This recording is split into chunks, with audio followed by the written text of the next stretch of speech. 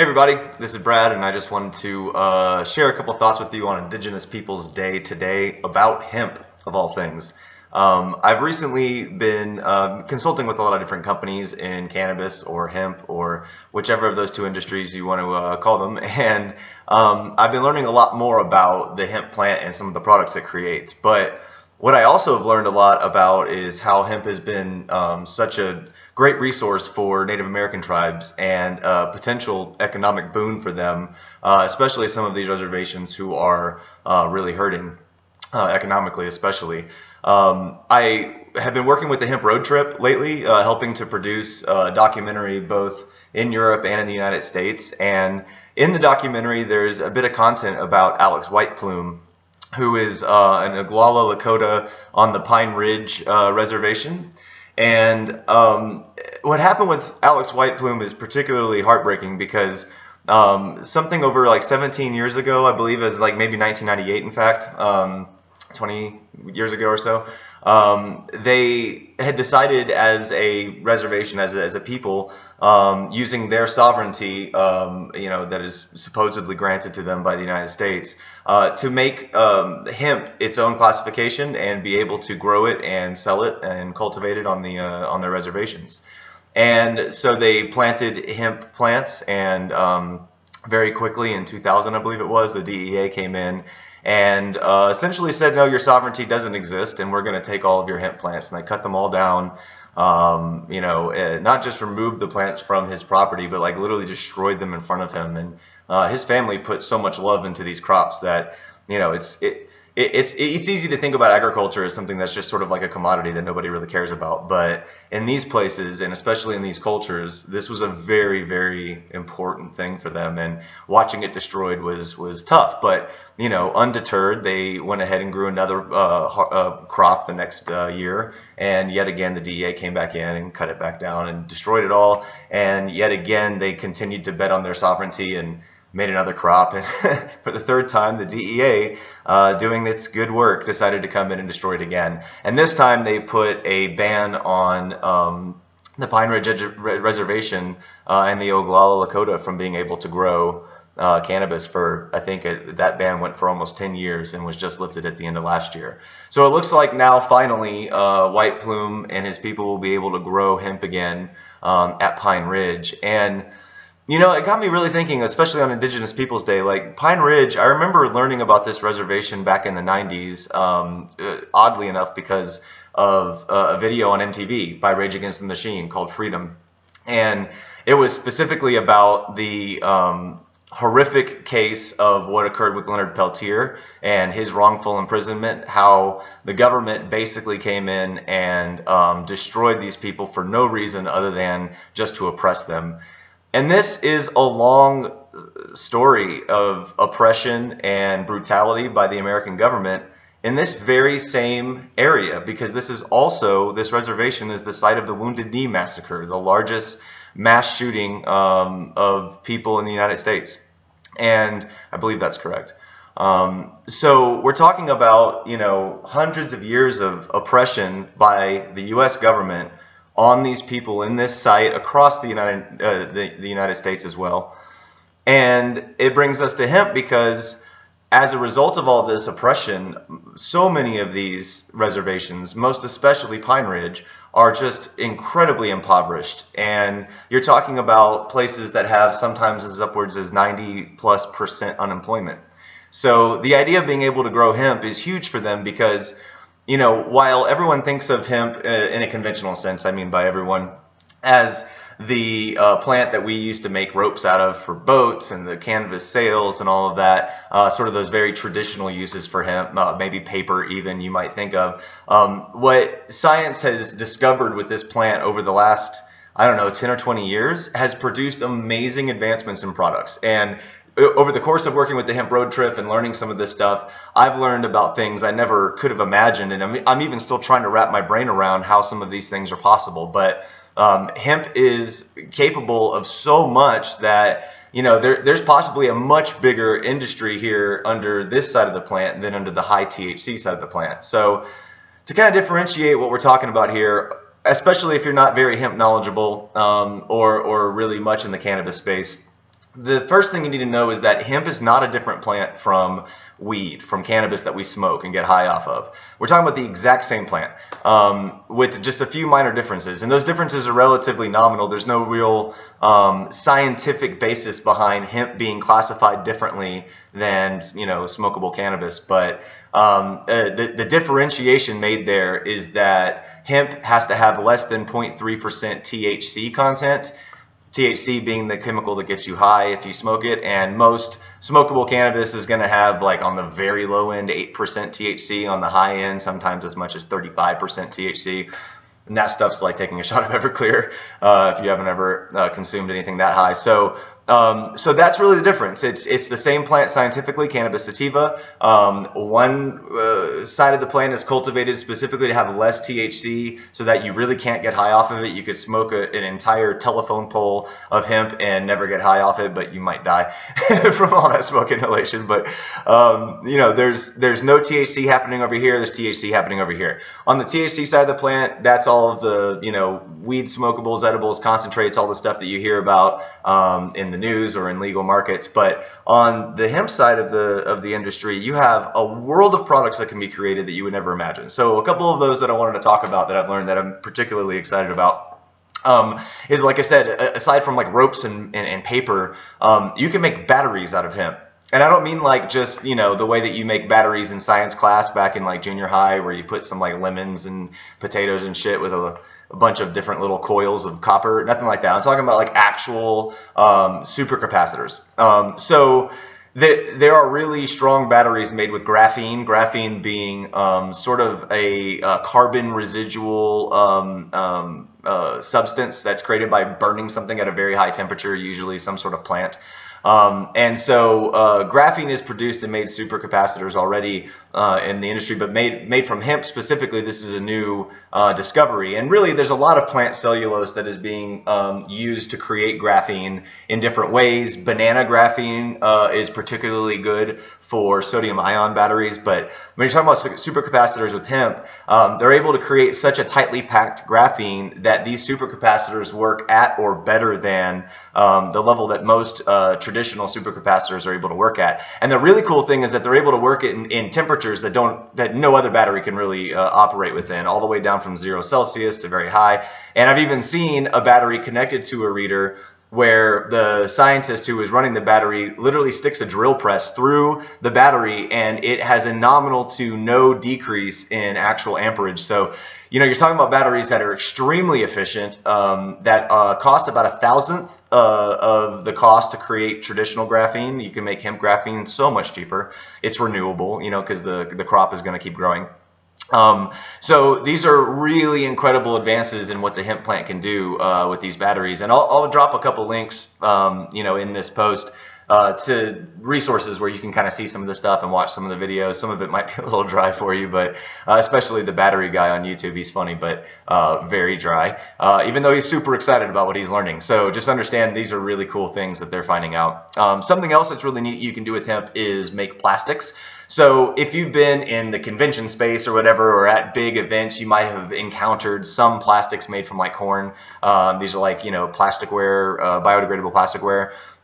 This is like, that's very rudimentary uses of plant plastic. But what you can do with hemp and in plastics is pretty interesting because, and just like the batteries too, by the way, the graphene that's created in the batteries and the substances you use to create hemp plastics are typically considered waste. I mean, this is the stuff when you have hemp being grown, for instance, for CBD oils, those oils aren't coming from the same materials that you're making graphene or plastics from. These are different separated fibers and cellulose that normally are discarded. So we're finding ways to take this waste and make amazing stuff with it, plastics being one of them. And so one of the things you can do with hemp starches is extract the starch, realign the molecules in some sort of really sciencey way that I don't know.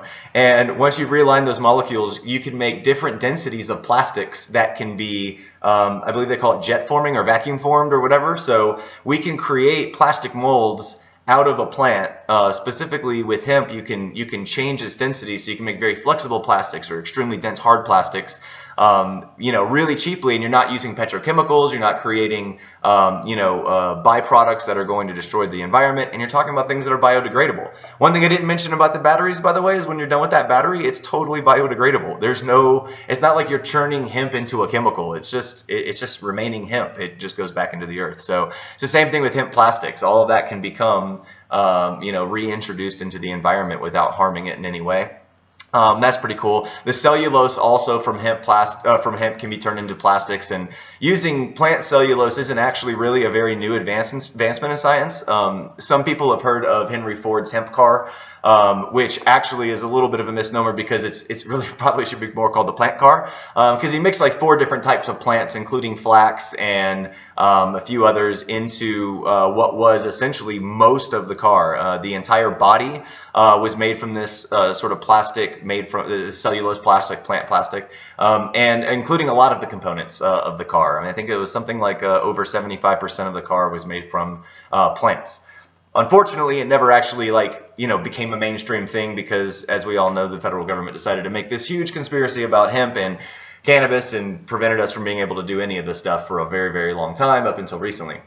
But even Henry Ford himself said, you'd be surprised, well, I'm paraphrasing, you'd be surprised how durable this stuff is. They would take sledgehammers and just like pound the sides of this hemp body on this car, and it would just bounce right back into shape. So hemp plastics are super cool. I've met a couple different companies that are creating extremely innovative and patentable processes for how they're going to be working with hemp waste. And a lot of this, hemp waste reintroduced as a product thing's really cool, including product packaging. So generally, I mean, you can make almost any kind of packaging from hemp now, and there are a few companies, including Restock is one of the ones that we actually gave a cannabis award to last year, who is taking, cannabis and plant stems and stalks and waste and turning it into packaging that can then be reused in the cannabis space. So if you're selling edibles and you need to sell them in boxes, you can get those boxes made from hemp refuse, which is really cool. One of the other things they're making with hemp that I had sort of heard that you could build with it. I never really knew what that meant, but in the documentary work that we've been doing with Hemp Road Trip, I learned about hempcrete and have been talking with a number of different hemp builders in Europe, as well as seeing some of the interviews from the ones here in the United States. Hempcrete is super cool. So this is, as you would imagine, a building material. It's kind of like concrete bricks, but it's made from hemp.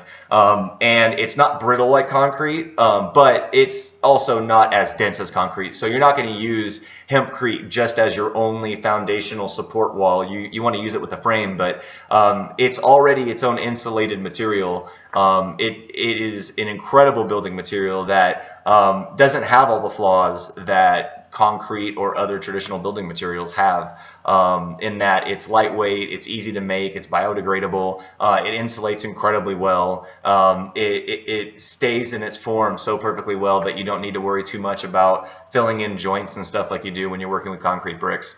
And there's even like a 17-story building in France that is made using hempcrete. So there's lots of different ways you can use building materials in hemp, and using that to create your own home. And there are some places in the United States and in Ireland and Ukraine that are really advocating, or Poland maybe, that are really advocating for building new homes out of hempcrete. This is a very green building material. It insulates better, like I said, so your energy usage and heat and temperature regulation become much more stabilized through hempcrete. So that was another really awesome thing that I've learned about hemp, that is just another way it's going to be turned into a product. The other thing that's really cool about hemp that I sort of knew going into it, but didn't realize to what extent it could do this, but it's apparently one of the greatest bioremediators on the planet. So what a bioremediator is a plant that can absorb toxins and impurities from the soil and essentially clean it, so remediate the environment for you. And so these plants just suck up things like heavy metals and even nuclear waste. And so one of the things I found out that was really super cool was in the Chernobyl disaster, in the aftermath, to clean up all of that radioactive spill and toxicity in the environment, they planted hemp. And so it's such an effective bioremediator, it cleaned up Chernobyl. So this is one of the things that makes, cleaning up disastrous environments that we've created. And here in Denver, there are areas known as Superfund sites, which are just like these problems that I'm explaining. A Superfund site being a site that's so toxic from industrialized chemicals or mining or whatever sort of runoff that was created by some sort of industrial operation, that the environment is so toxic that it's now its own sort of contained problem that needs addressing, that would require a ton of money and work.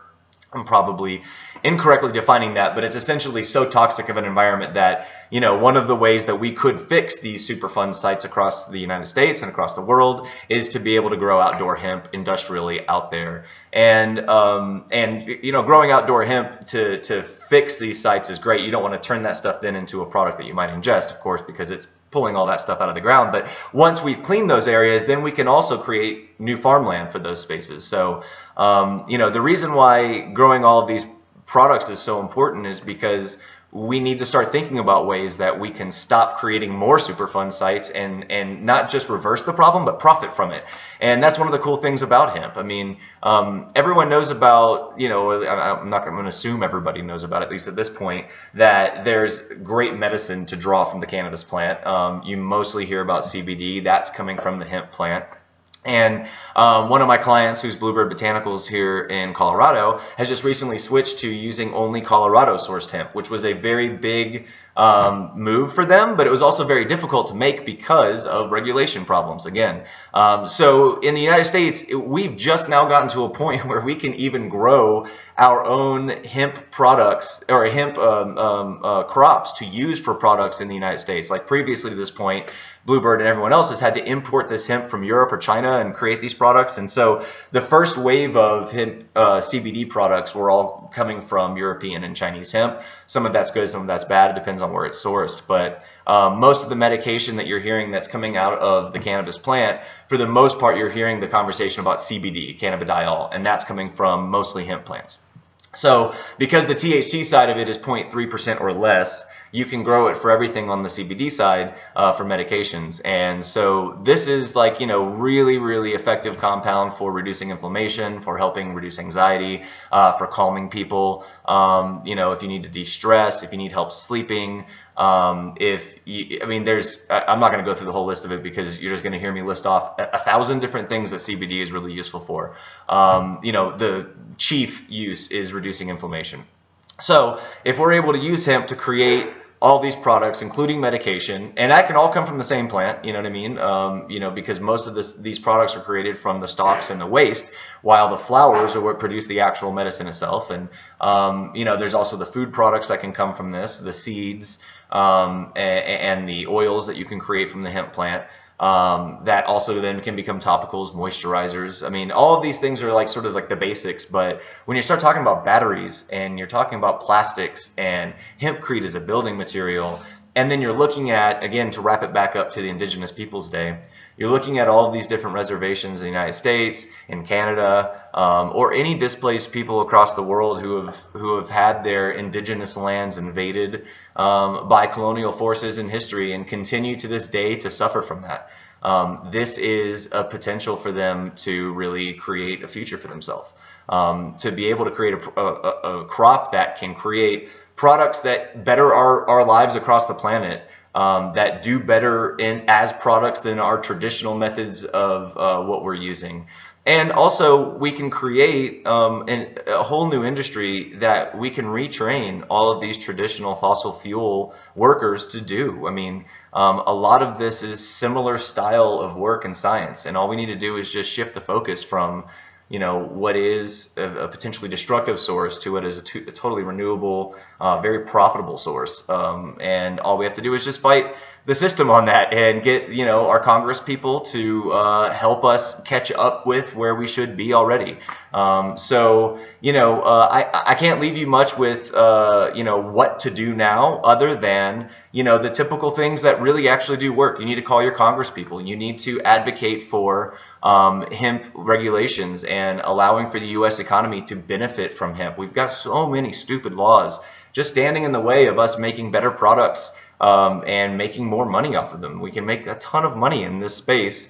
And there's no reason why we should be continuing to play these stupid little games with people like Jeff Sessions. So, call your Congress people.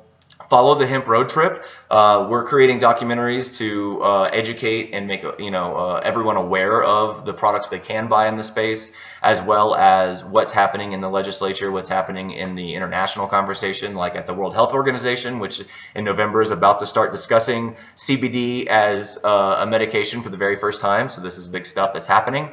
Follow that. Get involved as much as you possibly can. There's a lot of hemp activism going on. Again, I'm not going to list off every single one. A simple Google search can help you get there, and connecting with the right people. Hemp Road Trip's a good filter for that.